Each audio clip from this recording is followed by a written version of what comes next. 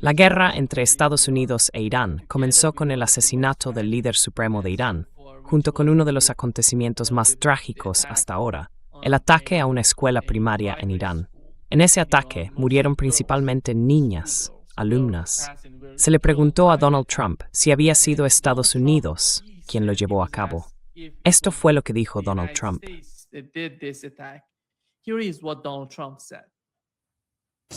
Estados Unidos beperú tinniu Australiamatics and glintry the half toward and remember Gary the Thananing, Nargit the Vine Sinistu Sing Birth.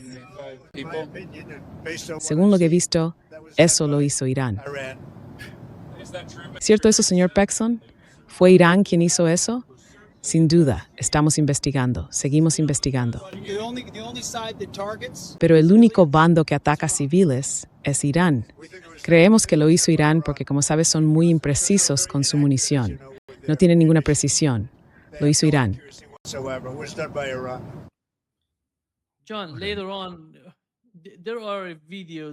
John, más tarde, los medios iraníes publicaron videos, ya sabes, Mehr News, un medio de comunicación en Irán. Muestran el momento exacto en que el edificio fue alcanzado. Aquí tienes las imágenes. Uf, sí.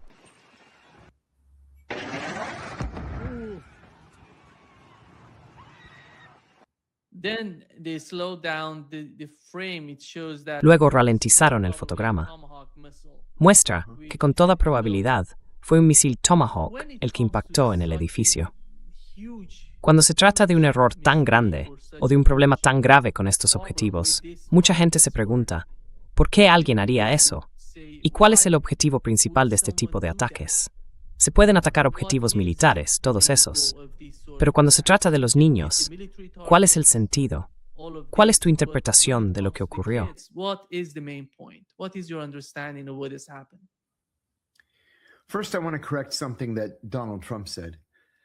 Primero, quiero corregir algo que dijo Donald Trump.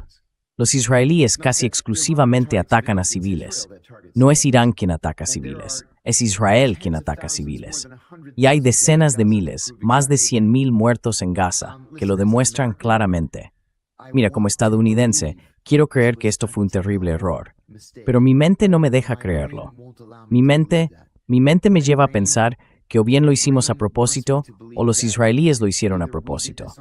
Está destinado a matar al pueblo iraní, a quitarles las ganas de luchar.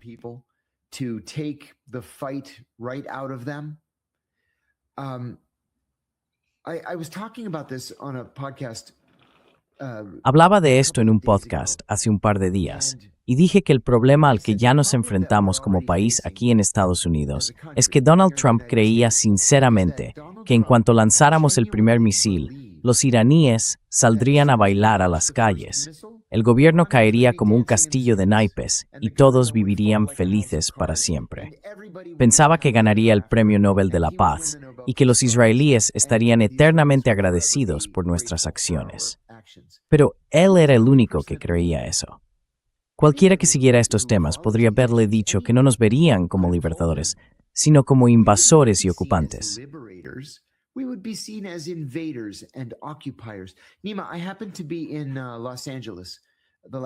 Nima, casualidad que estuve en Los Ángeles los últimos días, hasta anoche.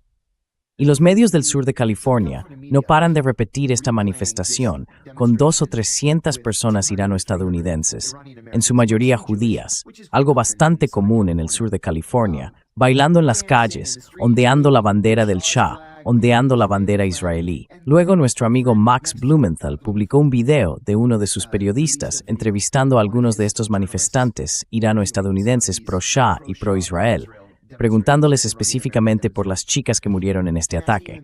Y como si fueran espectros, como demonios, dijeron, «Oh no, está bien, no pasa nada, porque, ya sabes, es por un bien mayor».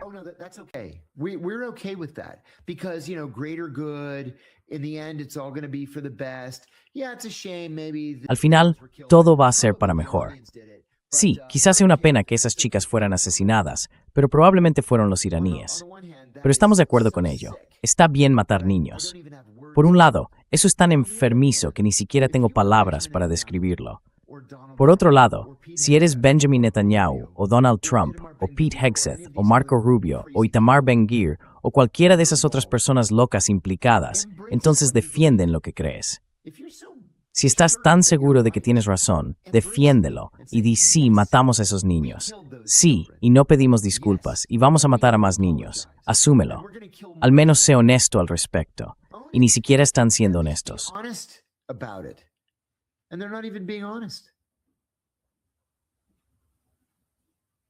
John,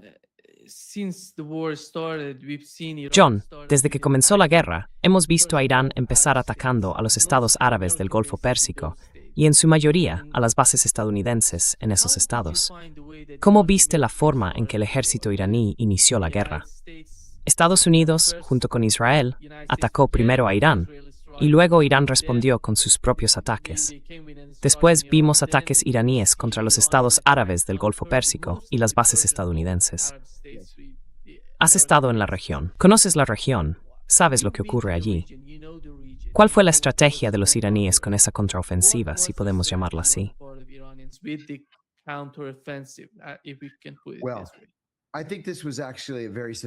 Bueno, creo que en realidad fue una estrategia muy sofisticada. Estuve en el Golfo Pérsico hace 2 semanas. Pasé una semana en Dubái y Abu Dhabi, y luego 2 semanas antes de eso pasé una semana en Kuwait. De eso era de lo único que la gente quería hablar. Querían saber si los estadounidenses iban a atacar a Irán. Y dije, me duele decirlo, pero creo que sí. Si hay algo que aprendí en mis años en la CIA, es que si realmente quieres entender la estrategia militar estadounidense, observa el movimiento de los buques navales estadounidenses.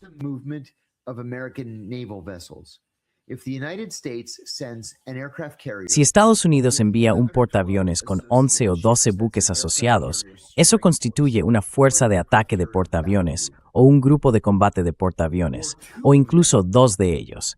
Significa que hablamos en serio respecto a atacar. Así que les dije a mis amigos y contactos en el Golfo Pérsico que sí, creía que Estados Unidos atacaría, y lo hicieron. Ahora, la respuesta iraní ha sido notable. En primer lugar, los iraníes están superados en armamento.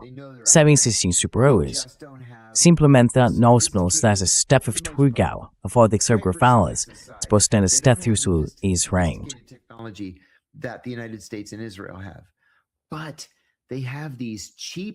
Pero tienen estos drones suicidas baratos, abundantes y fiables. No lanzas un misil desde ellos, simplemente les colocas explosivos y los haces estrellarse contra el objetivo. Y por supuesto, al ser drones, se manejan de forma remota. Son muy baratos. Puedes construir uno de estos por $5 o $6,000, quizá $10,000, por uno realmente bueno que pueda recorrer una gran distancia, incluso llegar hasta Israel. Es el futuro de la guerra. Es algo que Estados Unidos aún no ha llegado a apreciar ni a comprender del todo, pero los iraníes sí. Así que, en lugar de limitarse a lanzar un cohete contra Dubái, lo cual, hay que admitirlo, han hecho, y han alcanzado un par de hoteles y un edificio de apartamentos, en la mayoría de los casos han dirigido estos drones hacia objetivos más sensibles.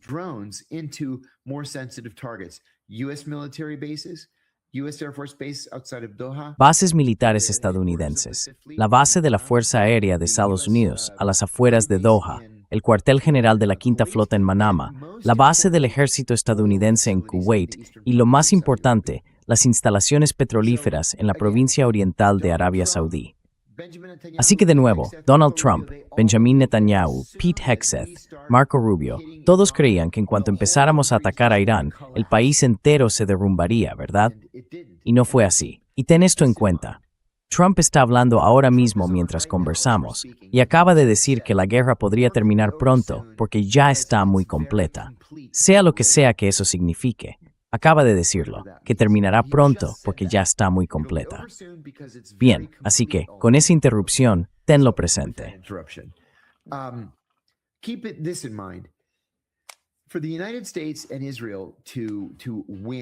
Para que Estados Unidos e Israel ganen, tendrían que derrocar por completo al gobierno iraní y eliminar a todos sus líderes. Estamos hablando de cientos y cientos de personas que tendrían que ser apartadas. Y cuando digo apartadas, me refiero probablemente a eliminadas. Luego tendrían que instalar en su lugar un gobierno pro-estadounidense y pro-israelí. Eso es prácticamente imposible en primer lugar. Pero en segundo lugar, para que los iraníes ganen, todo lo que tienen que hacer es sobrevivir. Eso es todo. Si logran sobrevivir a esto, ganan. Israel y Estados Unidos pierden. Y creo que estamos llegando muy rápidamente a ese punto. ¿No es curioso?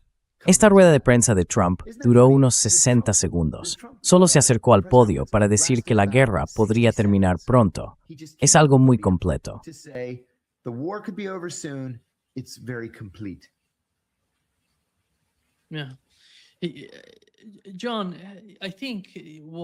Sí, John. Creo que uno de los resultados de este conflicto, de esta guerra, porque es una guerra, será cómo esta guerra puede cambiar la cara de Oriente Medio, la cara de, ya sabes, los responsables políticos en Oriente Medio. Porque antes de que tuviéramos el conflicto en Gaza, la mayoría de la gente, la opinión pública, estaba en contra de Israel. Pero los políticos, sobre todo en los estados árabes, de algún modo intentaban jugar a dos bandas contra. Sí, Pero ahora mismo, con la guerra contra Irán, ven lo frágiles y vulnerables que son frente a un país que puede responder, que puede golpearles. Y no estamos hablando de Irán y Arabia Saudí. Si comparamos los presupuestos de defensa de estos dos países, el de Irán ni siquiera es comparable. Arabia Saudí tiene un presupuesto de defensa 10 veces mayor que el de Irán, pero aún así no son capaces de defenderse. Esto muestra una enorme fragilidad dentro de una sociedad. Pueden comprar las armas, pero sueño y dices.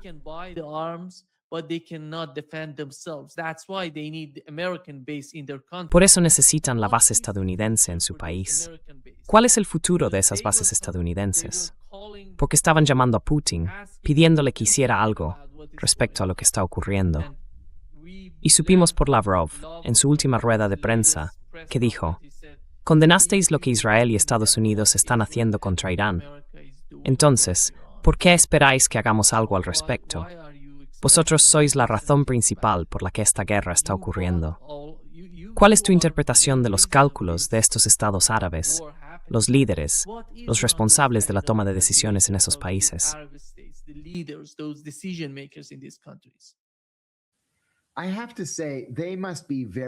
Tengo que decir que deben de estar muy decepcionados de sí mismos y muy decepcionados de la sensatez de esta política. Porque toda la razón de mantener a Estados Unidos en el Golfo Pérsico en un número tan significativo después de la liberación de Kuwait en 1991 era precisamente para que algo así no ocurriera.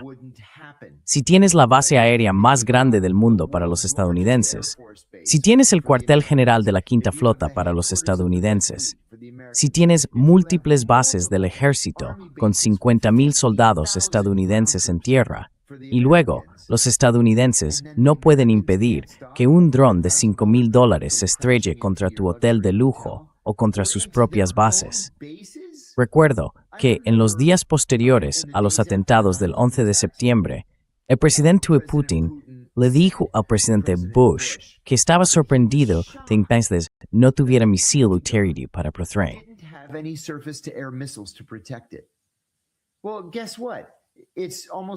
Bueno, ¿sabes qué? Han pasado casi 25 años y todavía no tenemos misiles tierra-aire para proteger prácticamente nada de lo que tenemos. Así que aquí estamos en el Golfo Pérsico, en una zona de guerra activa, con bases que llevan allí 2 décadas y media, 3 décadas y media, y ni siquiera podemos protegerlas de un ataque con un dron de $5,000. Estados Unidos va a tener que reevaluar seriamente su postura militar, su posición defensiva, y los países árabes del Golfo Pérsico van a tener que reconsiderar cuánto valor aporta realmente el ejército estadounidense si ni siquiera puede protegerse a sí mismo.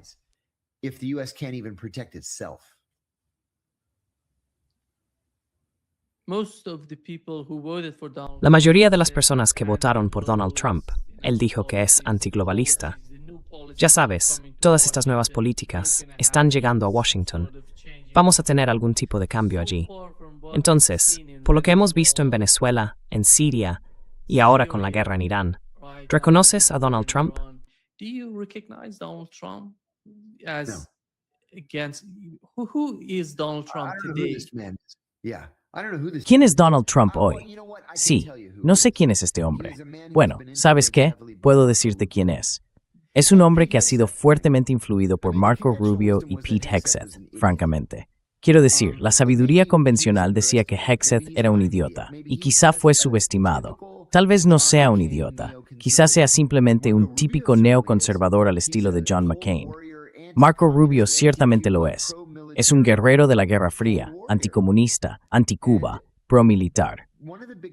Y una de las grandes quejas que la gente ha tenido sobre Donald Trump a lo largo de los años es que tendía a repetir lo que le decía la última persona con la que hablaba. Y cuando Marco Rubio es tanto secretario de Estado como asesor de Seguridad Nacional, y hablas con él todos los días, y hablas con Pete Hegseth todos los días, y la persona que nombraste presidente del Estado Mayor Conjunto la elegiste por su lealtad absoluta hacia ti, entonces básicamente vas a acabar convirtiéndote en John McCain. Y creo que eso es lo que ha pasado.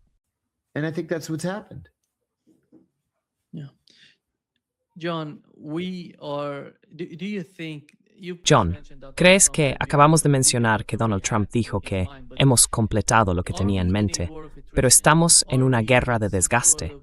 Estamos en algún tipo de guerra, porque por parte iraní, cuando hablamos con ellos, dicen que están preparados para al menos, uno de los comandantes hoy dijo, al menos 8 años. Tienen una larga historia de guerra contra Irak, saben lo que eso significa. La economía de Irán ha cambiado. Esta semana están volviendo a las mismas políticas que tenían durante la guerra Irán-Irak. Subvencionar todo, ayudar a la gente a conseguir lo básico. Y parece que Irán teme que este sea el final del conflicto.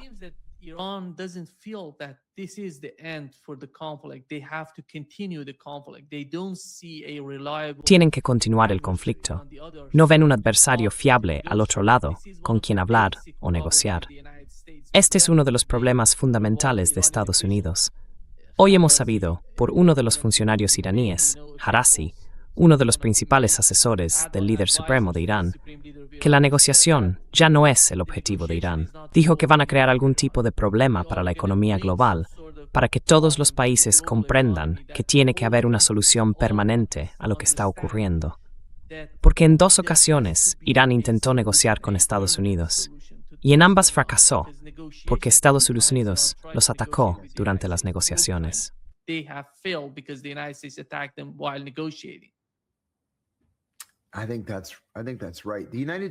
Creo que eso es correcto. Estados Unidos no es un socio de negociación fiable, simplemente no lo es. Fingimos negociar y luego, en medio de las negociaciones, lanzamos ataques militares. Lo hemos hecho más de una vez, incluso en los últimos 9 meses. Así que sí, Estados Unidos no es un socio de negociación fiable. Los iraníes realmente podrían causar un daño grave a la economía global cerrando el estrecho. No sería un daño permanente, porque con el tiempo se construirán oleoductos a través de Arabia Saudí y otros países encontrarán, la manera de sortearlo. Pero durante un tiempo podría ser un problema serio para la economía mundial.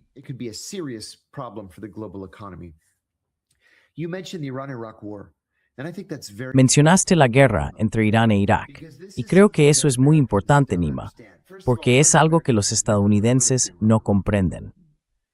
En primer lugar, la mayoría de los estadounidenses nunca ha oído hablar de la guerra entre Irán e Irak, e incluso aquellos que la recuerdan probablemente hayan olvidado lo valientemente que lucharon los iraníes. Fueron los iraníes quienes fueron víctimas de la agresión. Fue una agresión iraquí, y no solo fueron los iraquíes los agresores. Estaban electrificando los pantanos para electrocutar a los soldados iraníes en el sur de Irak, a lo largo del Shatt al-Arab. También hubo uso de armas químicas contra los iraníes y contra los kurdos en el norte de Irak. Y aún así, los iraníes no pudieron ser derrotados.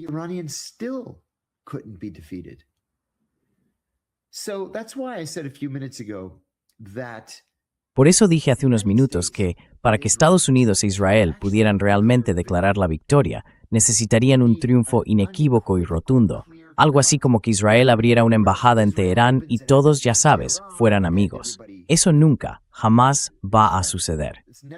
En cambio, creo que lo que va a ocurrir es que los iraníes van a demostrar ser mucho más resistentes de lo que Occidente les atribuía.